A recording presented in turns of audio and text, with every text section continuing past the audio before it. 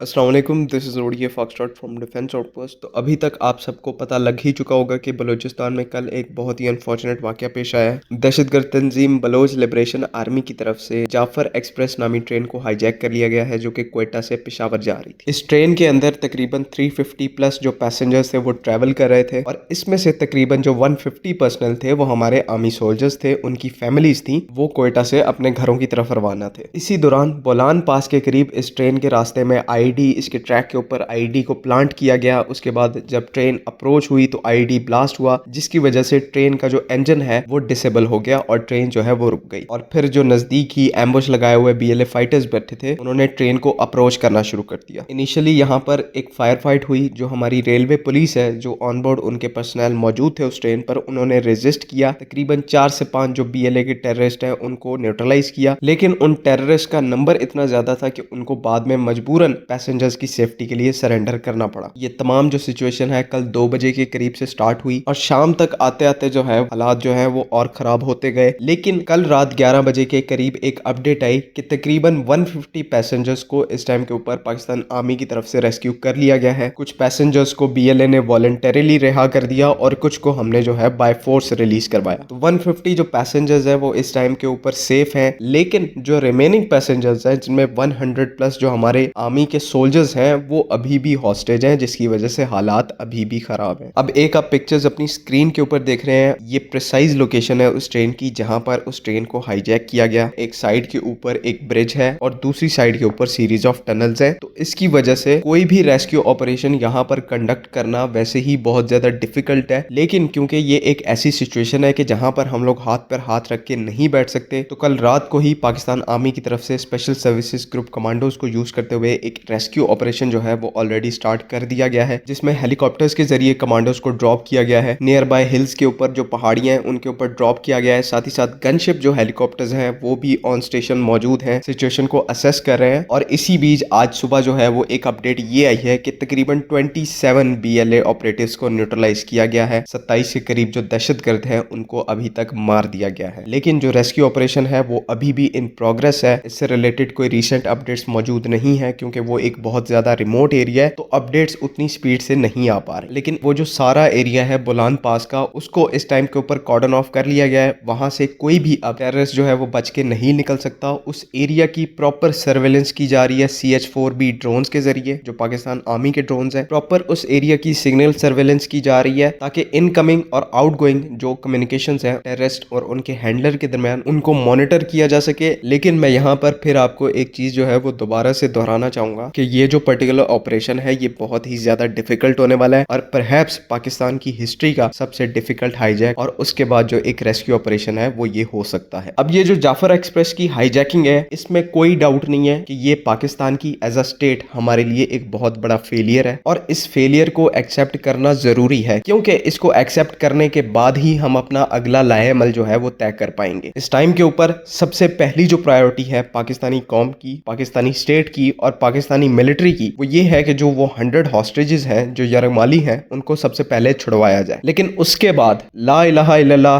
Pakistan is at war. जिस किस्म का और जिस लेवल का ये वाकया है, पाकिस्तान इस टाइम के ऊपर चुप नहीं बैठ सकता, क्योंकि अब अगर हम लोग कुछ नहीं करते तो हम एक गैरतमंद कौम तो बिल्कुल भी नहीं कहलाएंगे। और आज मैं आप सब से, जो भी जहां जहां से भी मुझे सुन रहा है, मैं आप सब से एक वादा लेना चाहता हूं, including me as a Pakistani, तब तक चुप करके नहीं बैठेंगे जब तक कि हमारी स्टेट, हमारी आर्मी जो है वो इस चीज का रिस्पॉन्स नहीं करती। जहां पर जैसे मर्जी सोशल मीडिया पे किसी भी तरीके से, चाहे वो बेशक इस वीडियो को शेयर करके हो, आपने डिमांड करना है कि हमें इस चीज का रिस्पॉन्स चाहिए। और यहाँ पर एक और इम्पोर्टेंट बात आपसे करना चाहूंगा कि मुहिब्बे वतन बन के सवाल करना है, गद्दार बन के नहीं। इस टाइम के ऊपर इस मुल्क को, अफवाज पाकिस्तान को हमारी जरूरत है, उनको हमारी सपोर्ट की जरूरत है, तो वो सपोर्ट आपने प्रोवाइड करनी है। लेकिन जो हमारा एक प्राइम सवाल है और एक डिमांड है कि हमें इस चीज का रिस्पॉन्स चाहिए, वो आपने क्वेश्चन करना है। गुस्सा इस टाइम के ऊपर मेरे अंदर भी बहुत ज्यादा है और मुझे पता है आप सब लोगों के अंदर भी उतना ही रंजो गुस्सा है, लेकिन इस गुस्से में ये नहीं भूलना कि हम सब पाकिस्तानी हैं। इस सरजमीन का हर हिस्सा, हर इंच पाकिस्तान का है और इसको हमें डिफेंड करना है, चाहे वो हम लफ्जी तौर पर करें, चाहे वो हम अमली तौर पर करें। हमें किसी भी महाज पर ये अपना जो फर्ज है वो अदा करना है और इससे कभी भी पीछे नहीं हटना। एंड पे सिर्फ इतना कहूंगा कि रमजान का महीना है, बाबरकत महीना है, कि जो कोई भी इस जिस टाइम के ऊपर हमारा सोल्जर मुसीबत के अंदर है, खतरे के अंदर है, हमारा शहरी खतरे के अंदर है, मुसीबत के अंदर है, उसको अल्लाह ताला अपने हिफ्ज़ अमान में रखे, इस मुल्क को हिफ्ज़ अमान में रखे। ये जो आपने दुआ है ये लाजमी करनी है। बाकी इंशाल्लाह इन फ्यूचर कोई भी इंपॉर्टेंट अपडेट आएगी तो इंशाल्लाह आपके साथ ज़रूर शेयर करेंगे। आज के लिए बस इतना ही।